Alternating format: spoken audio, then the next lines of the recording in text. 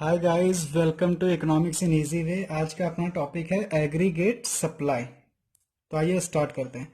It refers to the money value of goods and services that all the producers are willing to supply in an economy in the given period of time. Aggregate supply का मतलब क्या है, आइए समझते हैं।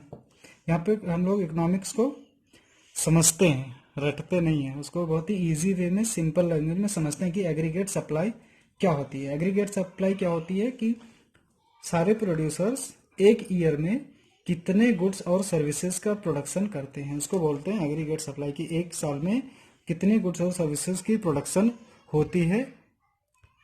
तो A S is equal to हमारा क्या होता है, देखिए जितना भी प्रोडक्शन होगा उससे क्या आएगी, इनकम। तो A S is equal to होता है अपना इनकम। देखिए aggregate supply is equal to national income. Aggregate supply और नेशनल इनकम दोनों क्या है, एक ही चीज़ है। अब देखिए जो भी इनकम होती है उसको हम क्या करते हैं, दो चीज़ करते हैं।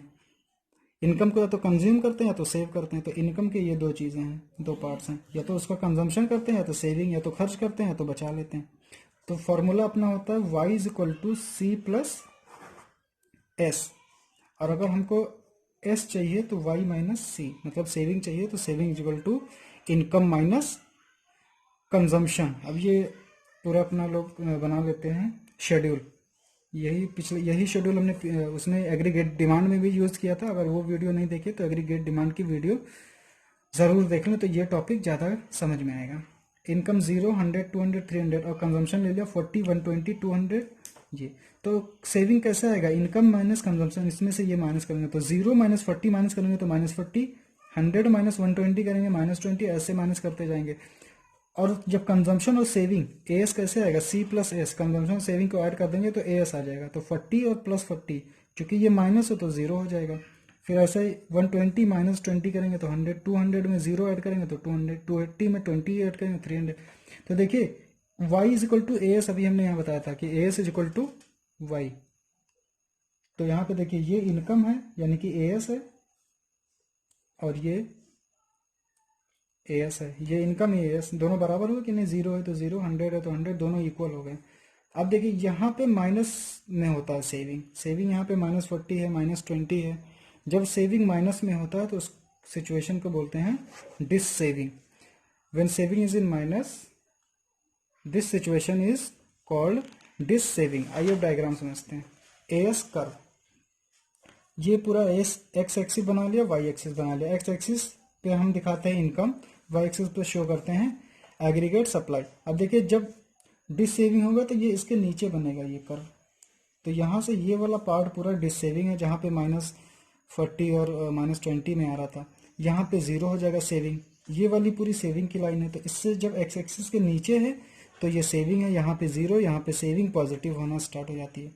ये एग्रीगेट सप्लाई है और ये कंजम्पशन वाली कर्व है।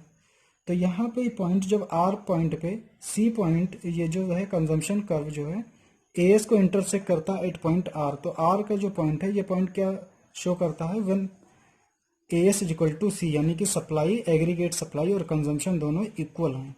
तो कंजम्पशन और सप्लाई जब इक्वल होंगे तो सेविंग क्या हो जाएगा, जीरो। जब जितना कंजम्पशन है उतना ही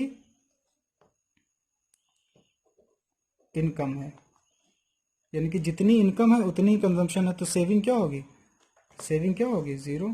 जितना कमा रहे हैं उतना खा लिया तो सेविंग क्या होगी, जीरो, यानी कि सेविंग कुछ नहीं होगी। आइए देखते हैं इस डायग्राम को कैसे हमने बनाया। देखिए सिंपल है, ये एक्स एक्सिस वाई एक्सिस बना लिया। क्योंकि माइनस में है सेविंग तो ये नीचे इनको लाइन लाना पड़ेगा। ये सेविंग की लाइन बना ली, ठीक। यहाँ से ये पूरा एरिया डिस सेविंग है। ये यहाँ पे सेविंग ई पॉइंट पे जीरो है, यहाँ पे सेविंग प्लस में होना स्टार्ट हो जाती है। यहाँ से ए एस की लाइन बना ली हमने, और यहाँ से हमने सी की लाइन बना ली, ठीक है। ये सी हो गया बस। अब देखिए जब इनकम और कंजम्पशन इक्वल होता है, when y is equal to C, then this situation is called break even point. तो ब्रेक इवन पॉइंट का क्या होता है, जब income is equal to consumption होता है। जब कंजम्पशन और इनकम इक्वल होता है, यानी कि कंजम्पशन इक्वल होगा इनकम के, तो इसका मतलब कि कोई सेविंग नहीं हो रही। When y is equal to C that means there is no saving.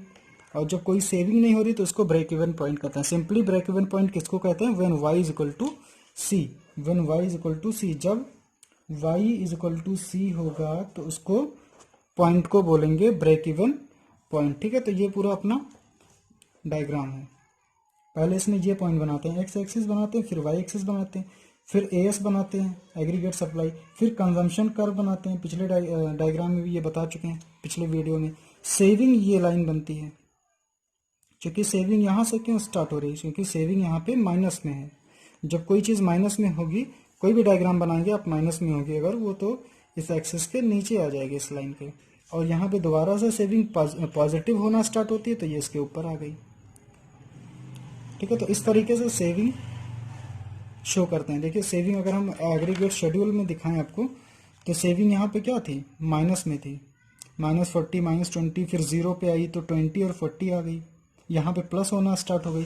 तो इस डायग्राम में भी यही दिख रहा है कि यहाँ से यहाँ तक माइनस में है, यहाँ पे 0 पे आ गया, फिर इधर पॉजिटिव होना स्टार्ट हो गई। ठीक है, और एक पॉइंट है जहाँ पे aggregate supply is equal to consumption है। अगर हम शेड्यूल में दिखाएं तो aggregate supply is equal to consumption है। यहाँ पे देखिए ये कंजम्पशन है सी और ये एग्रीगेट सप्लाई है। तो यहाँ पे 200 इज इक्वल टू 200, तो यहाँ पे कंजम्पशन और सप्लाई दोनों बराबर हैं कि नहीं? इक्वल हैं, या इसी को इनकम बोलते हैं। तो 200 इक्वल है। तो यही पॉइंट यहाँ पे भी इंटरसेक्ट करता है, ये पॉइंट भी यही शो कर रहा है। यानी कि जो भी हम ये डायग्राम बनाते हैं ये किस बेस पे होता है, किसके अकॉर्डिंग बनता है? जो भी हमारा शेड्यूल होता है। तो अगर शेड्यूल आप सही बनाएंगे तो आपका डायग्राम भी सही बनेगा।